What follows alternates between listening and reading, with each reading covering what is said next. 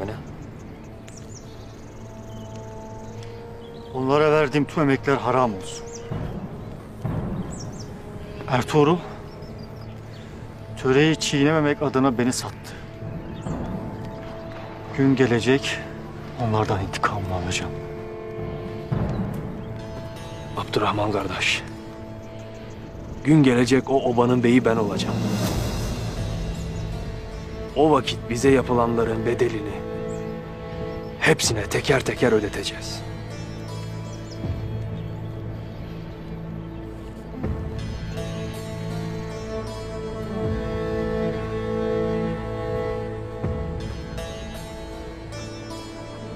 Bu acı bulmalıyız.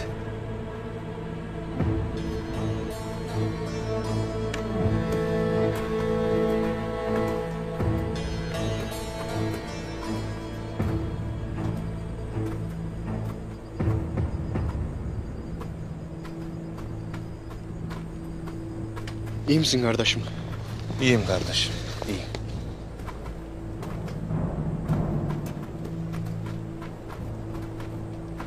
Hayatımı kurtardı. Acemli tüccar Efrasya.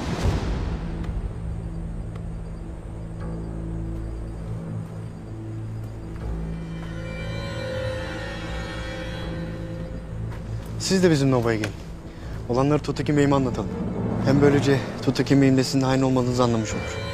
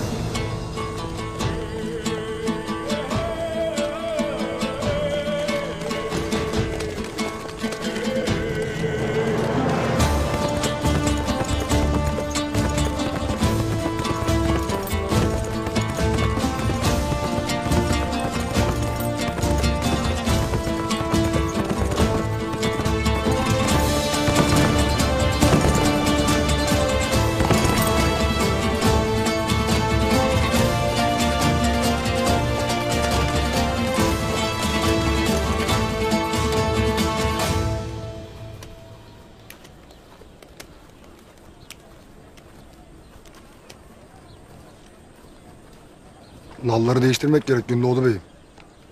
Ne icap ediyorsa yapın o vakit. Dumrul, hazır olduğunda bana getirirsiniz. Tamam beyim. Hadi kolay gelsin.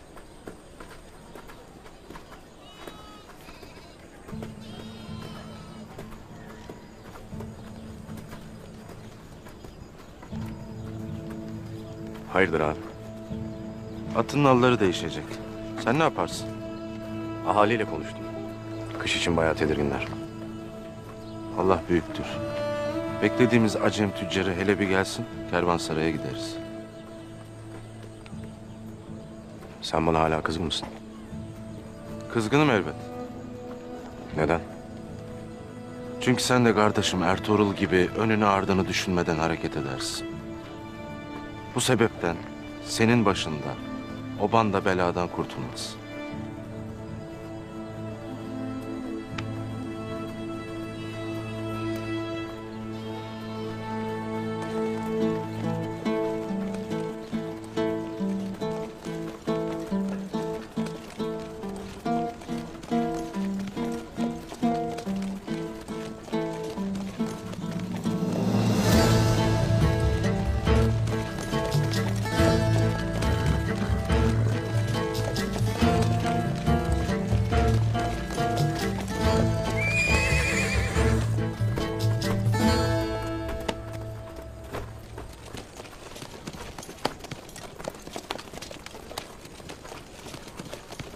Hainleri yakaladınız demek.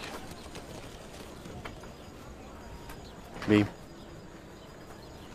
Onlar bizim oğuldan kurtardılar.